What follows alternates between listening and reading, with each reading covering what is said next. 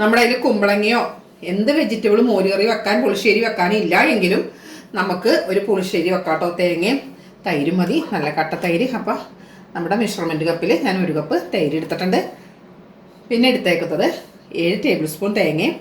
ഇതിന് എരിവിന് നമ്മൾ പച്ചമുളക് ഈ അരപ്പി തന്നെ അരക്കാണ്. 1/2 ടീസ്പൂൺ നല്ല ജീരകം. എരിവിനനുസരിച്ചിട്ട് നിങ്ങൾ പച്ചമുളക് എടുത്തോ. അപ്പോൾ ഇതാദ്യം നമ്മളൊന്ന് അരച്ചെടുക്കണം.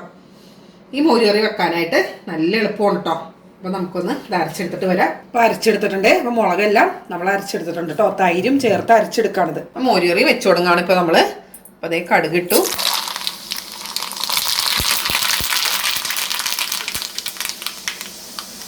ഉണക്കമുളക്,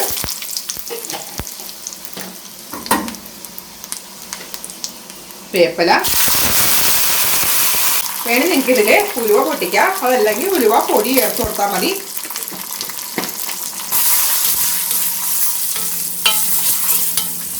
ഇനി നമുക്ക് അരച്ചതൊന്ന് ചേർത്ത് കൊടുക്കാം. പെട്ടെന്ന് റെഡിയാക്കി എടുക്കാൻ പറ്റുന്ന ഒരു മോരുകറിയാണ് കേട്ടോ ഇത്. ആവശ്യത്തിന് ഉപ്പും ഒന്ന് ചേർത്തേക്കാം. ഇനി പച്ചക്കറിയൊന്നും ഇല്ലാന്ന് ഓർത്ത് വിഷമിക്കേണ്ട. ഇതുപോലെ ഒന്ന് മോരുകറി ഒന്ന് ഉണ്ടാക്കി നോക്കാം. വെള്ളപ്പുളിശ്ശേരി ഒന്ന് ചൂടാക്കി എടുത്താൽ മതി, തിളപ്പിക്കേണ്ട. സാധാരണ മോരുകറി വെക്കുമ്പോൾ തന്നെ. അപ്പോൾ നമുക്കിതൊന്ന് മാറ്റി വെച്ചേക്കാം.